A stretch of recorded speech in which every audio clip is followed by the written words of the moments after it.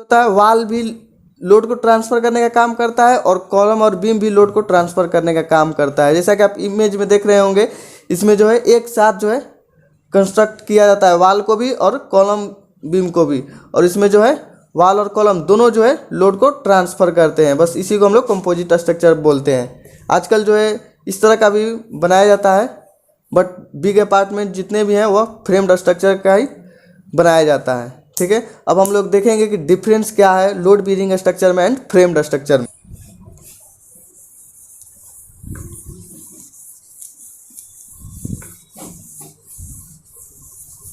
यह जो है इम्पोर्टेंट टॉपिक है, यह एग्जाम में जो है आपसे पूछे जाएंगे।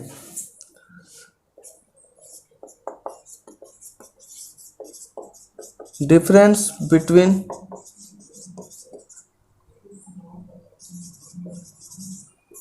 लोड बेयरिंग स्ट्रक्चर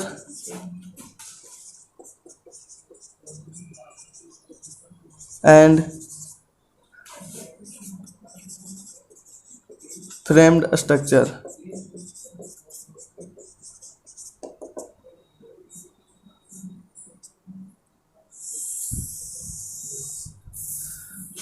इसको जो है हम लोग पॉइंट कर करके लिखेंगे। डिफरेंस जो है एक साइड ले लेते हैं लोड बेयरिंग स्ट्रक्चर,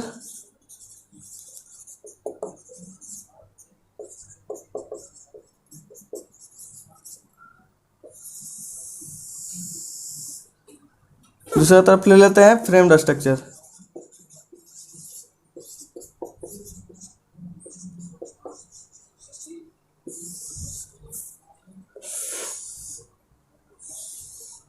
ये जो है काफ़ी इंपॉर्टेंट टॉपिक है, इसको आप लोग जो है अच्छे से पढ़ लीजिए, ये एग्जाम में पूछे ही जाते हैं। ठीक है, तो देखते हैं क्या क्या डिफरेंस है इनमें। फर्स्ट नंबर हो गया, इन दिस स्ट्रक्चर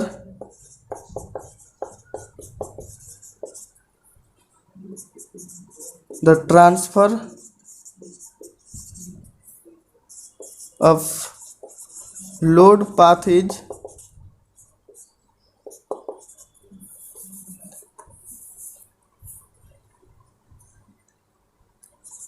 स्लैब या फ्लोर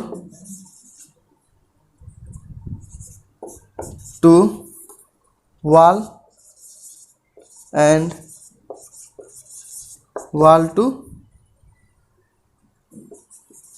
फाउंडेशन। इसमें लोड बेयरिंग स्ट्रक्चर में जो है लोड का ट्रांसफ़र जो है सबसे पहले स्लैब, यानी स्लैब करने का मतलब जो रूफ होता है या फ्लोर ऊपर का आप जो बोल सकते हैं, उसके थ्रू जो है पहले वॉल में आता है, उसके बाद वॉल के थ्रू जो है ग्राउंड में जाता है या फाउंडेशन में जो है प्रवेश करता है। फ्रेम्ड स्ट्रक्चर में क्या होता है, इन दिस स्ट्रक्चर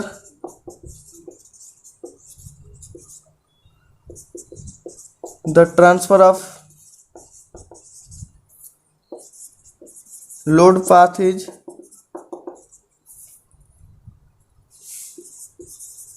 स्लैब या floor to beams and beams to column and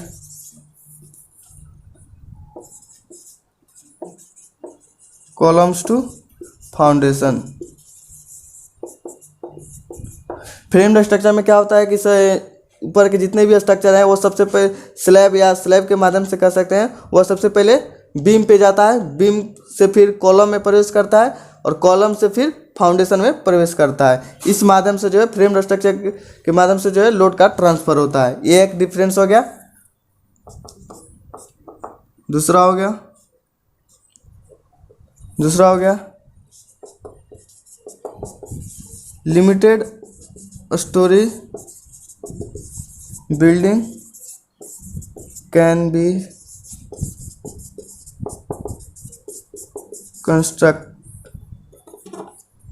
constructed. इसमें जो क्या होता है कि इसमें लिमिट किया रहता है कि जो है आप जो है 2 तला या 3 तला से जो है इसमें लिमिट किया रहता है कि आप इससे ज़्यादा आप लोग हाइट का बिल्डिंग नहीं बना सकते हैं। बट इसमें जो है नॉन लिमिटेड, सॉरी इसमें multi storey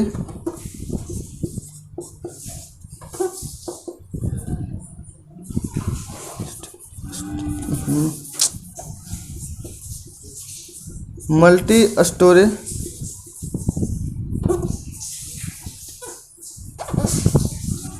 multi storey building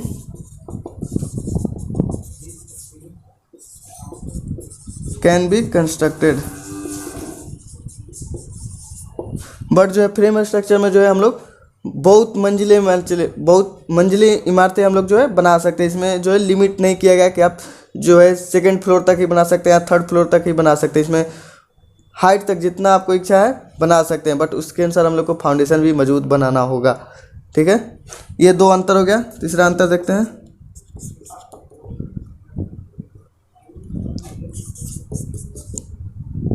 it is less resistance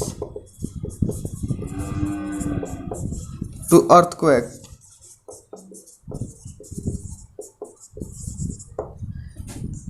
यह अर्थक्वेक जब आता है तो यह लेस रेसिस्टेंस करता है, मतलब कि जो भी अर्थक्वेक आता है तो यह उसको रोक नहीं पाता है और बिल्डिंग जो है ध्वस्त हो सकता है। बट जो फ्रेम्ड स्ट्रक्चर होता है यह काफ़ी टिकाऊ होता है, अर्थक्वेक भी आए तो इससे कोई इफेक्ट नहीं पड़ता है। It is more resistance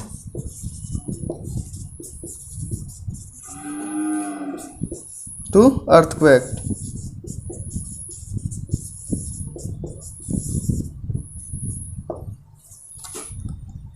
fourth हो गया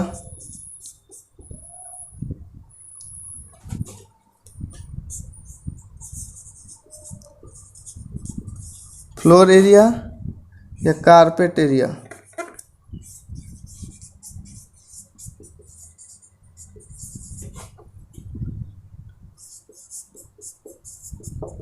of this structure is less। इस स्ट्रक्चर में जो है फ्लोर एरिया करने का मतलब है जो फ्लोर और कारपेट एरिया जिस पे हम लोग दरी बिछा सकते हैं उसको हम लोग करने का मतलब फ्लोर एरिया जो है इसका वाल जो थिकनेस जो है काफ़ी थिक होता है, तो इसलिए इसमें जो है फ्लोर का एरिया जो है वो कम हो जाता है इस स्ट्रक्चर में। यह एक इसका डिसएडवांटेज हो गया। बट जो है फ्रेम्ड स्ट्रक्चर में जो है इसका फ्लोर एरिया अधिक होता है।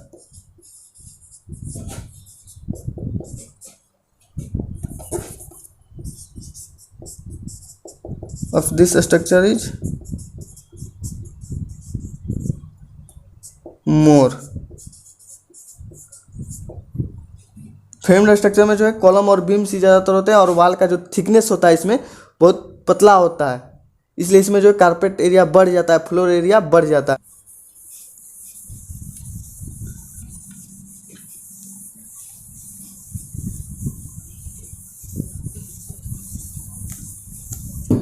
ये बहुत इंपॉर्टेंट क्वेश्चन होता है, ये एग्जाम में पूछे जाते हैं। हम लोग के समय भी ये एग्जाम में आया हुआ था, इसलिए आप पॉइंट देकर इसको डिफरेंस इस माध्यम से अगर दें तो बहुत अच्छा रहेगा।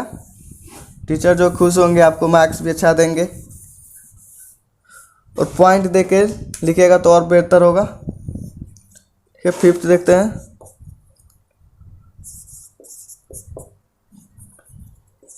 Cost of repair of this structure is less. इसमें क्या होता है कि लोड बेयरिंग स्ट्रक्चर में जो है रिपेयर का जो कॉस्ट आता है इसमें कम होता है, बट फ्रेम्ड स्ट्रक्चर में जो है ज़्यादा लेस नहीं होता है। Cost of repair of this structure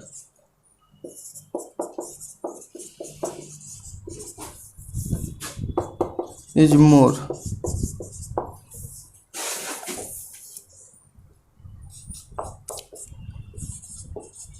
Construction of this structure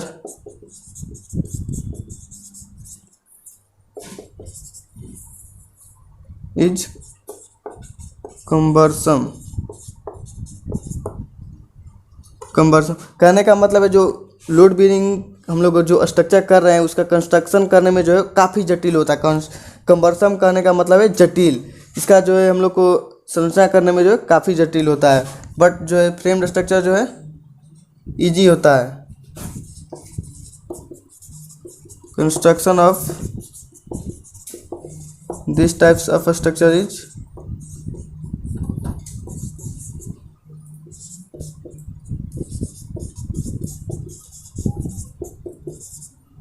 easy. अब 7 आते हैं।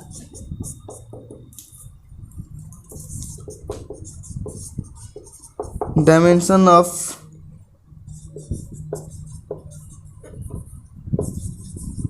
Room of this structure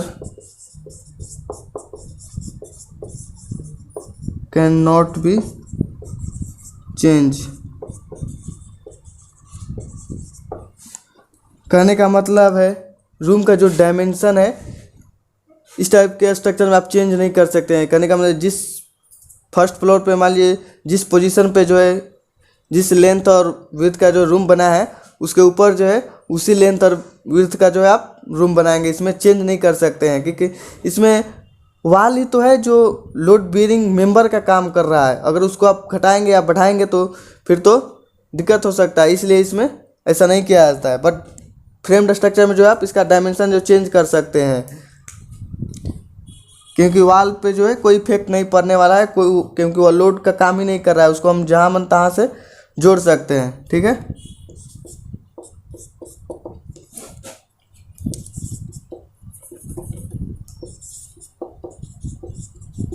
dimension of room of this types of structure can be change.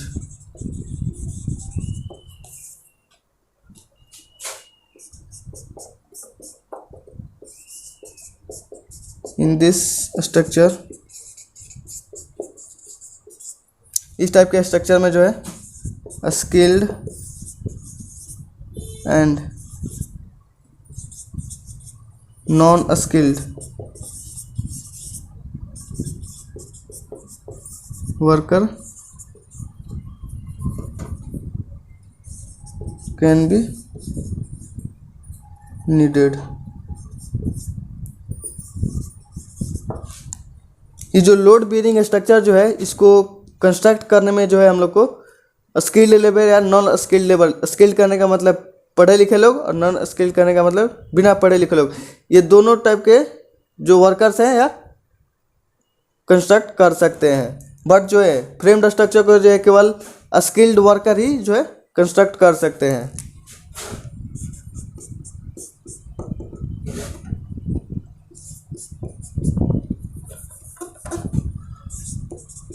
Only skilled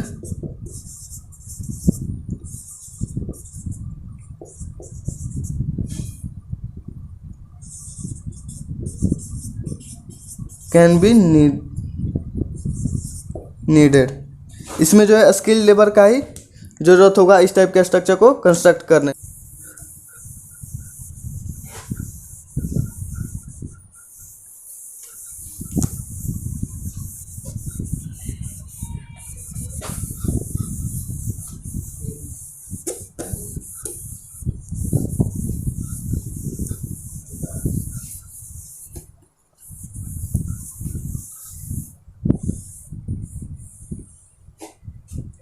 next हो गया 9th number, the speed of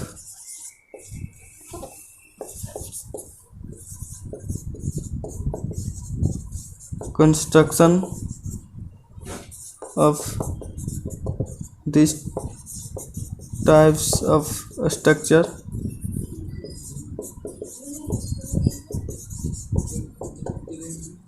is less. Load bearing जो structure है इसको construct करने में जो है कंस्ट्रक्शन का जो काम है वो बहुत काफ़ी लेस होता है, इसमें काफ़ी तेज़ी से जो है कंस्ट्रक्ट नहीं हो पाता है। बट जो फ्रेम्ड स्ट्रक्चर है ये काफ़ी तेज़ी से जो है कंस्ट्रक्ट किया जाता है, यानी कि इसका जो स्पीड होता है कंस्ट्रक्ट करने का हाई होता है। The speed of construction of this types of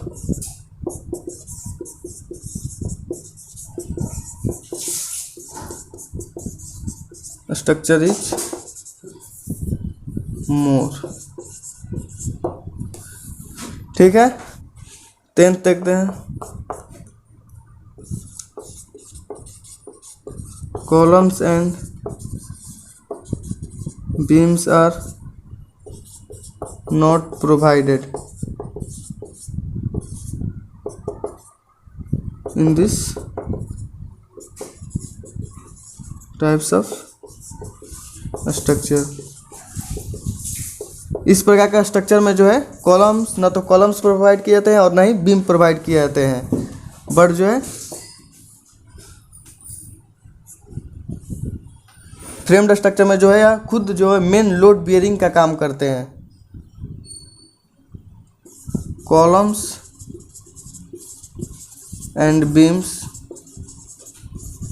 are main load bearing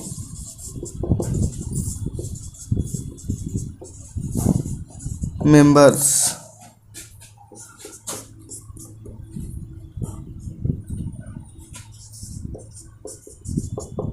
in this structure.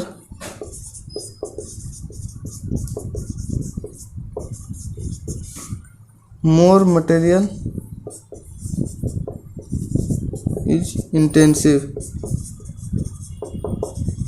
इस प्रकार का स्ट्रक्चर में जो है बहुत सारे मटेरियल जो बर्बाद होते हैं, काफ़ी उपयोग में आते हैं, बहुत सारे मतलब मटेरियल जो है लगाए जाते हैं काफ़ी, बट इसमें लेस होते हैं।